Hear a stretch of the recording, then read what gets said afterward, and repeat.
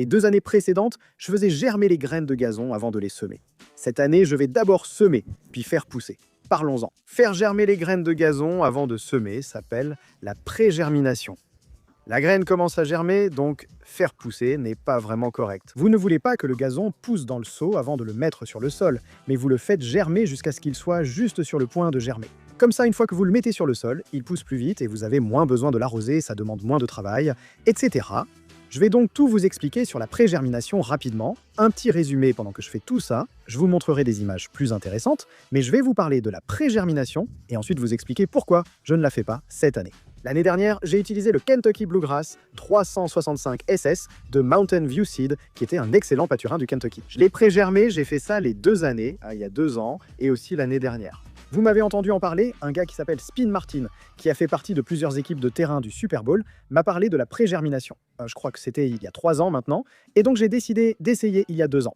Mais en gros, il a expliqué le processus et dit que c'est ce qu'ils font sur les terrains de football. Et ils peuvent faire pousser l'herbe plus vite parce qu'ils ont tout un processus pour la garder humide, afin qu'elle soit prête juste au moment où elle va commencer à germer et à pousser. Donc ils peuvent la mettre sur le sol, commencer à l'arroser, et elle poussera beaucoup plus vite. Donc là où je vis, je pensais que l'un des plus grands avantages de pouvoir mettre les graines de gazon sur le sol et de les faire pousser plus vite était d'éviter le lessivage. Parce que je pense qu'à chaque fois que j'ai mis des graines sur le sol, il y a eu une pluie torrentielle, et ça a emporté les graines. Pas toutes les graines, mais ça creuse beaucoup de rigole.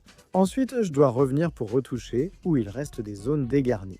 Faire pousser le gazon plus vite facilite le choix du bon moment pour éviter la pluie, ce qui était pour moi le principal avantage. Cette année, je n'aurai pas ce souci. Il n'a pas plu depuis environ 1 mois, peut-être même 1 mois et demi.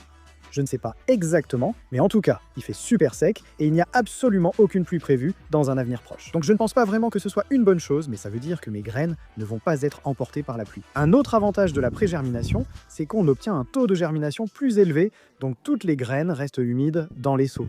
Et tout est vraiment bien préparé, alors que quand c'est dehors sur la pelouse, il peut y avoir quelques endroits qui sèchent un peu, ou pour une raison ou une autre, les oiseaux viennent peut-être les manger. Et vous aurez un pourcentage de germination plus faible quand c'est ici sur le sol, comparé à quand c'est en sécurité dans les seaux, puis vous le mettez dehors et ça peut pousser plus vite. D'accord ? Donc cette année, ce que je fais différemment, comme vous pouvez le voir, j'ai tondu à ras, c'est ce que je fais toujours, je tonds toute l'herbe verte, j'enlève tout ça autant que possible pour que ce soit le plus bas possible. Comme ça, quand la nouvelle herbe va pousser, elle va recouvrir toute la bermuda brune qui a été tondue aussi bas que ce qu'elle est en ce moment. Cette année, j'utilise du raygrass. Comme l'an dernier, Mountain View Seed reste sponsor de la chaîne. Ils ont soutenu quelques vidéos courtes, mais pas celle-ci. Ils ont envoyé les graines, donc comme ils disent, « Hé, on va t'envoyer les graines de raygrass pour ton projet afin que tu puisses faire plus de vidéos courtes. » Mais ils ont suggéré d'utiliser des graines de raygrass. Et j'ai dit, tu sais quoi, ça fait un petit moment que je n'ai pas utilisé de raygrass anglais, allons-y avec le raygrass anglais. Cette année, on va faire un sursemis avec du raygrass anglais, et je fais la pelouse de devant, l'arrière-cour et le côté. Donc un projet de sursemis bien plus important que ce que j'ai peut-être jamais fait. En fait, oui, c'est le plus gros projet de semis que j'ai jamais réalisé. Vous pouvez pré-germiner les graines de raygrass, il n'y a aucun problème avec ça. Vous pouvez les pré-germiner et les semer, elles pousseront encore plus vite. Mais si vous connaissez la différence entre les graines de pâturin du Kentucky et celles de raygrass, le raygrass peut parfois germer en seulement 4 jours si vous le gardez suffisamment humide et dans les bonnes conditions.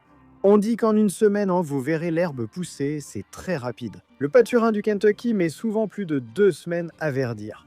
Donc si vous voyez du vert en 2 semaines, c'est excellent.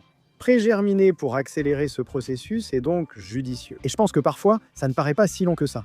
On se dit « Oh, 2 semaines, ce n'est pas si grave ». Jusqu'à ce qu'on soit au milieu de cette période de 2 semaines, qu'on en ait marre de déplacer les arroseurs partout, et que ça commence à peser, et là on se demande « Où est cette herbe ?» Tu fais ce truc stéréotypé où tu rampes en cherchant des pousses, sans jamais les voir. C'est tellement frustrant, 2 semaines, c'est long. La pré-germination est utile, contrairement au raygrass qui pousse vite et n'a pas besoin de rester longtemps au sol. Tu peux aussi pré-germiner des graines de raygrass. Spin Martin, j'en ai déjà parlé. Professionnel de la NFL, tu te souviens, l'équipe du Super Bowl pour la pelouse. Il disait qu'il pré-germinait les graines de raygrass quand il voulait. En gros, il les gardait toujours pré-germées, pour qu'après un match, ils puissent aller directement semer du raygrass. Dans toutes ces zones dénudées où les joueurs de football avaient tout arraché pour que les graines commencent à pousser dès le lendemain ou le surlendemain. Ainsi, il y aurait le temps que ça repousse avant le prochain match à domicile. Mais je ne le ferai pas cette année. J'ai loué un gros semoir à fente que je n'ai jamais utilisé. J'étais vraiment curieux de voir comment ça allait fonctionner, donc tu vas découvrir les résultats en même temps que moi. Et l'une des raisons pour lesquelles j'ai pensé à utiliser un semoir à fente, c'était encore à cause du lessivage ou de l'excès d'eau, peu importe. Tu coupes des fentes dans la terre pour y faire tomber la graine, assurant un meilleur contact avec le sol. Mais je me disais aussi que si l'eau venait à s'accumuler et former des flaques, ça ne risquerait peut-être pas d'être aussi grave. Encore une fois, ça ne va pas être un problème cette année. Peut-être que c'était un gaspillage d'argent car il ne pleut pas, mais je suis tout de même impatient d'essayer et de voir le résultat.